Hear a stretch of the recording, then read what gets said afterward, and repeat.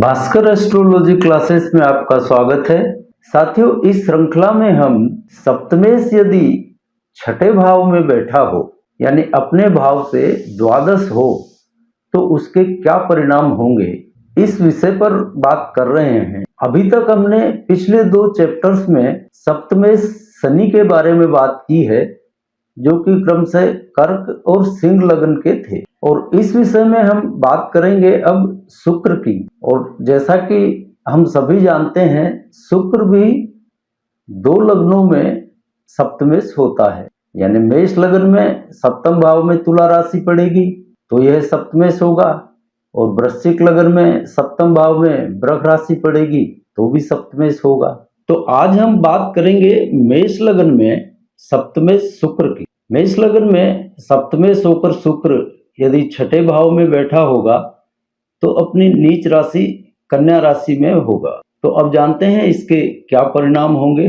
अब एक बात तो आपको मालूम है कि मेष लग्न में अन्य लग्नों की तरह कोई भी सूत्र नहीं लगते हैं, और उसका कारण यह है कि यहाँ पर भाव और राशि एक ही होती है, इसलिए कोई सूत्र यहाँ पर नहीं लगेंगे। यहाँ पर शुक्र के सामान्य फलों की बात करें तो इस शुक्र के दशाकाल में विवाह बहुत आसानी से हो जाता है, विवाह में कोई दिक्कत नहीं आती है। विवाह योग्य आयु में इस शुक्र की दशा आए तो सामान्य तौर पे विवाह संपन्न हो जाता है। दूसरा, यहाँ पर छठे भाव में बैठकर छठे भाव को बढ़ाता है, तो अमूमन यह रोग बीमारी और विशेषकर त्वचा रोगों में बढ़ोतरी करता है, यानी इस शुक्र की वजह से त्वचा रोगों की शिकायत रह सकती है। आर्थिक स्थिति में भी यह शुक्र एक रूपता नहीं रहने देता। धन के मामले में इस शुक्र के दशाकाल में उतार चढ़ाव चलता रहता है। कभी कभी जातक को लगता है कि वो आर्थिक मामलों में सेटल हो गया है, और फिर अचानक ही उसमें गिरावट आ जाती है। कार्य रोजगार के मामले में भी बार बार बदलाव करने पड़ते हैं, एक ही धंधे में स्थायी रूप से टिकने नहीं देता।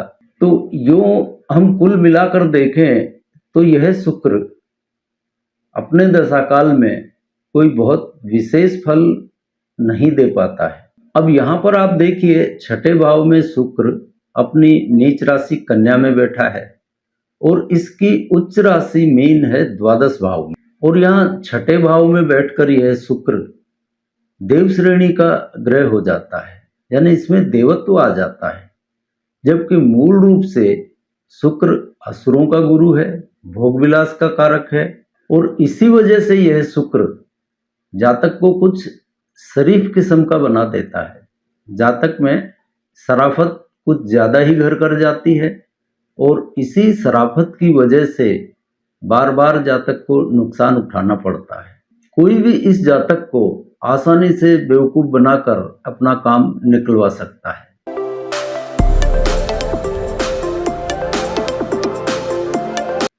क्योंकि असुर श्रेणी का ग्रह है मूल रूप से, और उसमें जब देवत्व आ जाएगा, अब देखिए शुक्र है भोग विलास का कारक, और छठे भाव जो कि ब्रह्मचर्य का भाव है वहां इसको बैठना पड़ गया, तो स्वाभाविक ही बिल्कुल अपोजिट स्थिति इस शुक्र की यहाँ पर हो जाती है, और यह यहाँ बेचैनी महसूस करता है और अपने फल बिल्कुल भी नहीं दे पाता है। तो यह कुछ बातें की हमने शुक्र के सामान्य फलों के बारे में।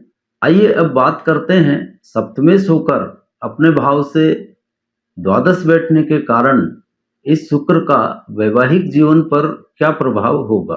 तो यह शुक्र अपने दशाकाल में अपने भाव से द्वादश और नीच राशि में बैठे होने के कारण मुख्य रूप से यह जातक की काम वासना में कमी करता है। रोग बीमारियों का कारक यह है ही, और इन्हीं सब कारणों की वजह से जातक का अपने जीवन साथी से तालमेल नहीं बनने देता है।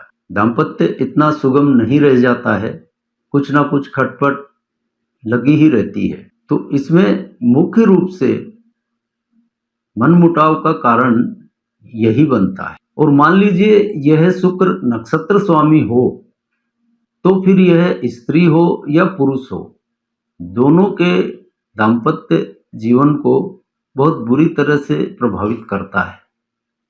और उसका कारण क्या होगा यह भी हम आपको बता चुके हैं। नक्षत्रपति हो तो यह जीवन के किसी न किसी मोड़ पर जातक को पोस्ट मैरिटल अफेयर्स में धकेल देता है और यही दाम्पत्य में खराबी का सबसे बड़ा कारण बनता है। खैर जो भी हो, लेकिन जिनका भी शुक्र छठे भाव में हो मेष लग्न में, और चाहे नक्षत्रपति नहीं भी हो और इसकी दशा का काल चल रहा हो, तो इन जातकों को पक्षियों को दाना अवश्य डालते रहना चाहिए। तो यह शुक्र आपको उतना परेशान नहीं कर पाएगा।